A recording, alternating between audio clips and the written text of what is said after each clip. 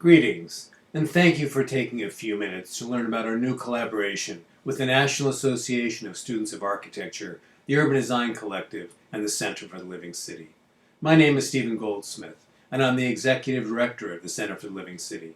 On behalf of the Center and the many people whom our work impacts, we thank the leaders of NASA and the Urban Design Collective for making this opportunity possible.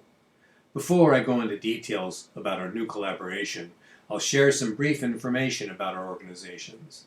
The Center was founded in 2005 with the support and encouragement of Jane Jacobs. You may know her for her world-renowned book, The Death and Life of Great American Cities. Our vision is to support the evolution of cities so that they are vibrant, adaptive, equitable communities created by and for everyone. Our mission is to inspire civic engagement and leadership, invite creative urban solutions, and expand the understanding of the ecology of cities. Our purpose is to advance social, environmental, and economic justice as global urbanization accelerates.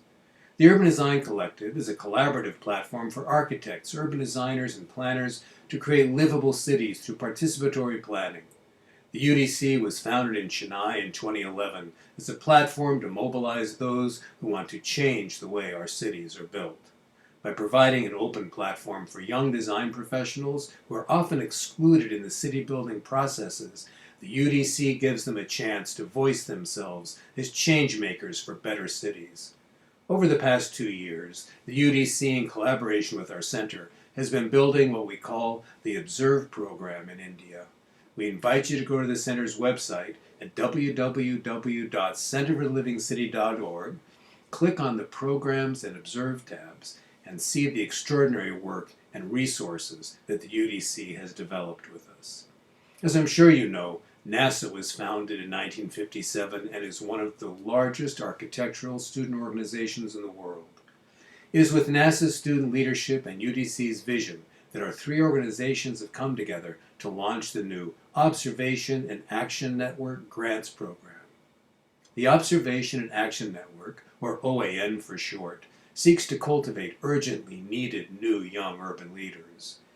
Through our OAN Grants Program competition, we will select 3 Observation and Action Network Fellows to be announced this May. The selected fellows' transformative ideas will be funded with $500 each to bring their ideas to life. Their winning proposals will improve the urban experience in places that matter to them. Importantly, the OAN Fellows will inspire other young city builders around the world to creatively respond to the challenges they see. The challenges we're facing around the globe exist at many scales. Every human being needs to have a safe, affordable place to live, have access to safe, accessible food and water, be able to travel safely from one part of a community to another, no matter what their physical ability, have the right to access safe places for human sanitation, and countless other urban design elements that provide dignity and hopefully joy in the places we live.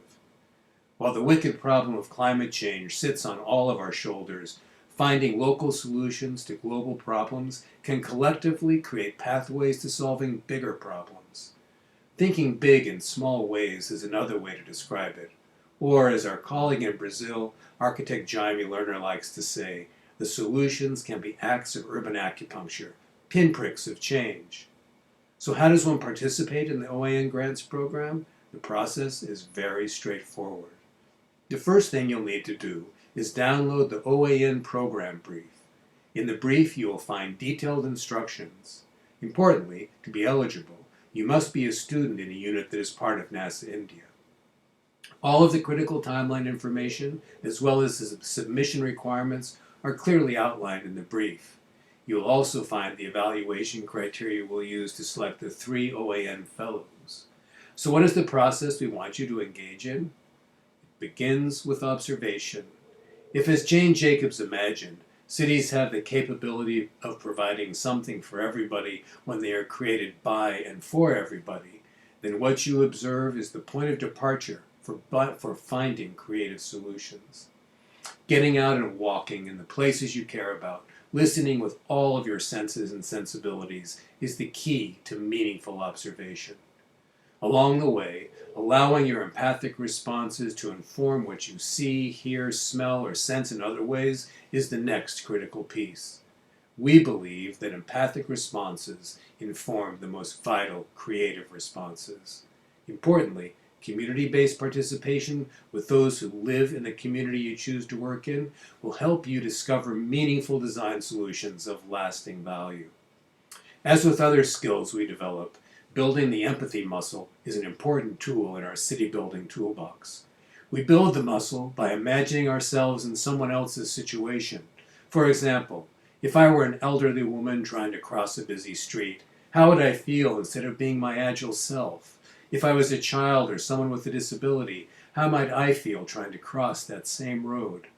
It is through building our full sense of empathy that we can then begin to develop a creative response to a challenge we observe.